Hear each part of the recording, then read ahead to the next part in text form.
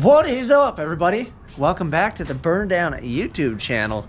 And today is finally the day you guys have probably been waiting for. That's right, we're back on the Boom. So the plan is to go racing tomorrow. So I'm behind schedule on videos. So if you're watching this video, that means tomorrow would be race day, right? Well, I can't go to the track and run and then come home and unload and edit. I mean, I could, but your boy's getting tired over here. So we're gonna give tomorrow a break. If I make it out to the track, I'll definitely capture all of that stuff, and I'll try to bring multiple cameras and things because I think I'm going by myself. So I don't know if I'll have any out of the car footage, but we'll drop that on Friday and let you guys know how I did. We're gonna go practice 60-foot hits. But for today, what we're gonna do is I have a window net. I've had a window net for a while. I haven't installed it because it's not mandatory technically at the speed I'm going, but today is the day. We might as well put that in. I think I've got the rod and stuff up there. This thing should fit. I've never even tried to fit it, so we'll see how DJ did on that. And then I was going to mess with the tune a little bit and change the fan strategy because I've messed with it so much in the Vago. I have a better idea where I want the Boom to run and how I want that to work out. And then we've got a new fuel filter, so we'll throw that here. That's the Napa Gold Wicks.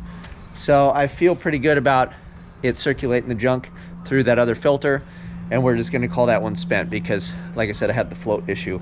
I still don't have the float resolved. If you guys have a good idea, let me know. My buddy Joe has like a whole sending unit. I think I might just buy a brand new sending unit where it has a little vertical guy in there. So I'll have to measure it and see. So maybe we'll just do that. We'll just get a brand new sending unit and then call it a day. But for now, we'll just make sure we have fuel in there. So we'll get this thing all worked out, and we'll take it for a quick spin when I get the thing rock and roll. See how we did on the balance, because I did the tires myself. We broke them down and balanced them and everything. My buddy Greg helped me out.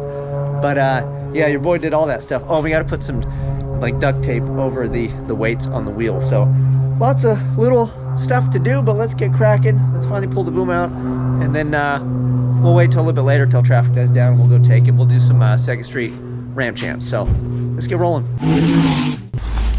Look at this thing, we've got a cover on it. Wow. Actually, I've had this cover for quite a while. I just don't put it on because it gets windy out here a lot. Oh look, a wire wheel. Wire wheel little guy. So there she is, fresh from Vegas. Ta-da! With all the dirt and dust and everything on her. So we'll get this thing fired up. We'll move it over. I gotta crawl underneath too. One of the straps, geez, I can't even carry this. One of the straps for the trans blanket or whatever, it's giving me a fit. So we'll have to jack that up too. So let's we'll pull it over here. We'll get underneath the underneath stuff done first, namely the fuel and the little strappy guy. And then I want to put eyes on stuff and just once over the thing. I just made 3 hits and put this on the trailer and drove home. So let's look under the hood, see how she's doing, give her a little checkup, and get rolling.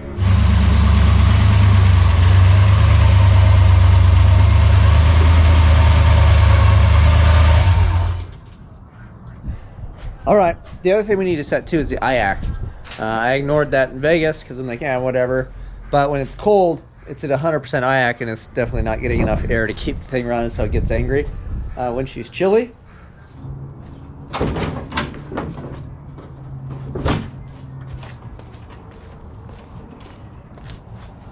so these guys did pretty good, huh? They don't even look bent or moved around or nothing. The hood still lines up good. So these are my push rod hood holders. I probably should have spray painted them black, but yeah, see, push rods. First time, every time. Works like a charm. What was the other thing? Oh, there's like a little bit of like a mist of oil on this guy that I noticed a while ago. So I don't know where that was kind of coming from, but there's nothing like, you know, nothing major. Everybody looks good. Everybody looks happy. We'll set the IAC, you know, the wires, plugs. A little bit of a wastegate leak. Yeah, everything for the most part. I don't see nothing that's too angry looking. Looks good. We'll check fluids. We'll check trans fluid, oil. All the wires are in place. Nobody's, you know, doing anything goofy. So, oh, we gotta fill these holes in. I got yelled at Vegas for that. It's funny because I have like another one here too. So maybe we'll just see if we can address some of those little guys real quick too. But yeah, all in all, she looks good. You know, nothing out of the ordinary. We'll wipe it down and stuff, like I said, in case we have any other issues. That it's easy to go, oh look, it's dirty.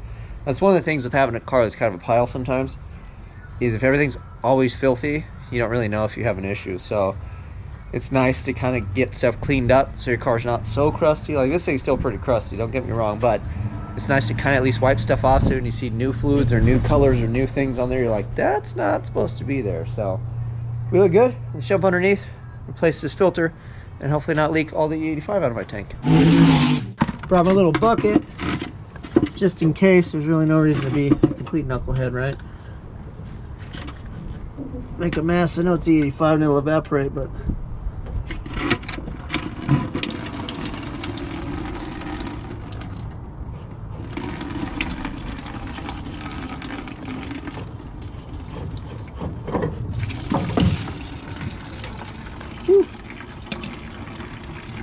yeah, it's a spicy meatball right there. So this is the Napa brand filter. The other one was a Tractor Supply guy.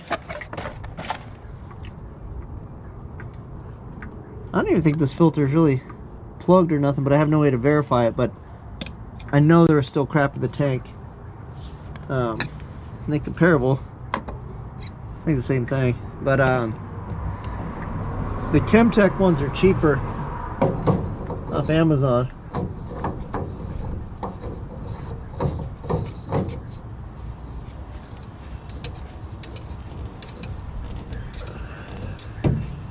How's that for a fuel filter change? Bam, boys. Get this out of here. Fuel out of here. Empty the rest of that dude in there, and then we'll run it real quick and look for leaks. I don't want to run it too long because I got to get under the front end of the car, but we'll just run it, make sure we're wrapped up, good to go. So.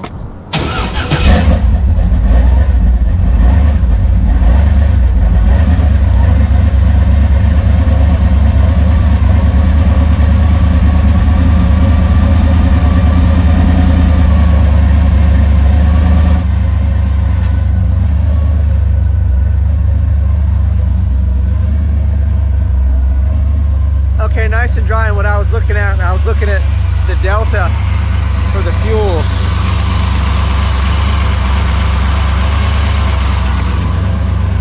So it seems like it takes a little bit to push through those guys, because this is at like 50 on here. I want to say it's 50 on the gauge in there. It should be roughly, right? 62. And then that back there is like about the same as what this gauge reads. This is kind of funny. So yeah, this is off. That's that transducer I put in there.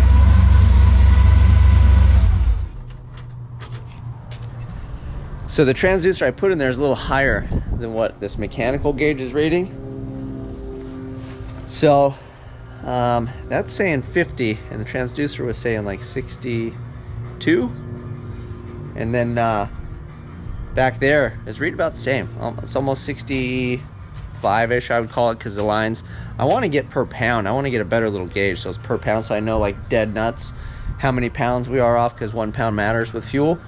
But I think we're good, and it's funny because I think the other one's in the same ballpark, so I'm going to say that other one's not even bad. We're going to put it on the shelf, and I'll save it for a rainy day or whatever. If this one started giving me an issue, I could just have one, because I don't think I want to throw that other one away. It was working fine. So no leaks there. That's done. We'll jack it up. We'll do with a little strappy guy, and then I'll bring you back when we put the window net in. And then one day I'm going to have to figure something out with this stuff. This stuff's just flopping around all willy-nilly. So now that we got this thing jacked up, you can see my dude hanging down over there. So what I normally do, because these straps are a little long, is I just put zip ties on them, right?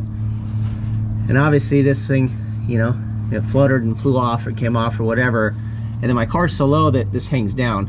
If we're under power, it's fine because then I get some distance, you know, because the shocks unload. But just driving around, it's too low.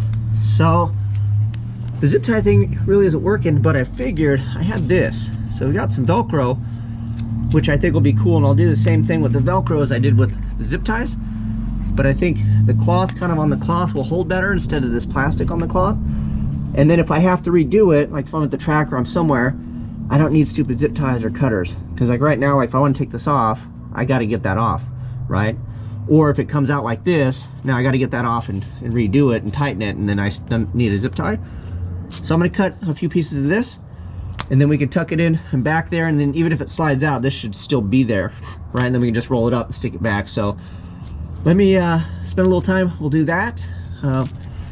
Everything looks good under here. Looks like I got one little tiny drippy boy, so we'll wipe all that down nice. But yeah, we're dry. The 9-inch is dry. Everybody's happy.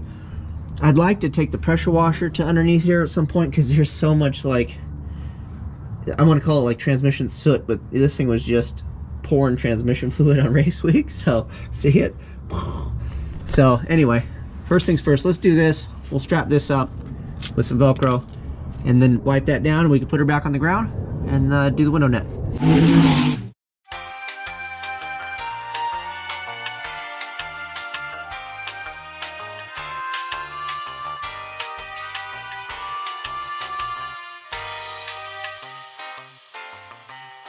Here's a look at it. I think that's much better. And then I have an experiment. So I put the Velcro side towards this on this one. So the Velcro's actually kind of holding on to that too. And then these two, because it was easier to slide through the other way. So we'll see. If these ones let go, I'll flip them around like that. I think that's like the ultimate dog right there. So the coarse Velcro is actually facing this, so it's gripping onto that. So I highly doubt that thing goes anywhere unless we had like a real issue, but cool. So wipe stuff down a little bit, and then we'll set her back down, put the window net in. So here's the rod, and then the net. Trying to beat the car up with the rod. And then this is the good old door stop. So we put this in here. That's how the pros do it, ladies and gentlemen. See? Look at that. So, my buddy KP from KP Fab, we took and did this cage at his shop, and somebody mentioned safety for the car, adding safety because of speeds. This thing is rock and roll, so it is ready to go. This should cert out to an 850. This is TIG welded, chrome moly, TIG welded, chrome moly. You got to say it like JJ the Boss. So yeah, this thing's actually a nice piece. He helped me tremendously with this thing, so we are good as far as that's concerned. But I need a few items, namely the net, and then we already have this piece. This is in here. This has actually been in the car. I just need to have it hooked up. So this is the bottom, and then boom, like that. And we should put the top in and put the net in. So let's put it in, see what a race car looks like, boys. We've got good news and bad news. The good news is it looks like my measurements were good. The bad news is this opening on the bottom isn't thick enough, and I didn't say, hey, I have to fit this through the bottom, because they could have just made the bottom, you know, larger, so this would have slid through. But since I didn't do that, now I got to figure out some clever way to attach this to this guy. So technically I can't install this today. I'm not going to try to rack my brain, because we're going to go race tomorrow. I don't technically need this anyways, but let's get a look at it anyway, right? We're already here. Take my door holder out. So yeah, that's pretty crazy. It's crazy that that thing needs a net. The other thing I want to see too is I've never fastened it from the inside, so maybe I'll sit in there and see if I can buckle the thing, but I bet it's gonna be really awkward. So I want to try that while I'm here, just for fun, and then I'm gonna have to imagine how to stick that on there. So if you have any suggestions, obviously I can cut the tabs off and then, you know, make something, but I don't know. I'd rather just put something around a little bar that I have and maybe run like a cable. Like I can get this cable stuff over it at McFadendale, so maybe something like that. Maybe I'll just make another cable that attaches to that runs through the bottom of the net. But I got to find out what's legal and what's not, because I have no idea. I'd kind of like that bar going through there, but it is what it is. Just keep your arms in the car. So let me mess with that real quick, and then we'll get on to doing fluids and then adjusting the IAC and then resetting the TPS and all that fun stuff. And then we can take her for a rip around the block, make sure she's doing good, put some heat in her, come back, make sure everything's happy. And then we're gonna be rock and roll for tomorrow. I'm excited to do some 60-foot and shock adjustments and all that. I haven't done any of that stuff with this guy. And then we'll also keep an eye on the tires and see how they do. So apparently too, I used the wrong stuff. I was supposed to use high-tack. I used aviation gasket maker because that's what they had at O'Reilly's. So guess we'll see how that stuff works. So science, right? We are off to my favorite place, the gas station. Figure we'll give it some heat, get it over to the gas station. We can cruise down the freeway, see how the tire balance is doing, and then that will be good. I need to fix the cam return for the blinkers, so we got to use hand signals. So I'll bring you back to the gas station. We'll put fuel in because I don't have a gas gauge, and then we'll see how she does. I'll bring you back when we're motoring on the freeway to see if she's doing one of these or if we're riding smooth. We threw 5 gallons in, and I saw a buddy and I drove past him. Then I gave it some gas. I hit the brake. You see my tail lights were acting up. So we're just gonna make a run and get home, and then I'll check all that stuff because I don't want to get rolled being an idiot. So let's do some data log. We'll run the freeway. I'll let you guys know if she's running nice and smooth or not. I've got my speedometer on the ground so I can kind of see how fast we're going. I just want to keep up with traffic if there's no traffic. So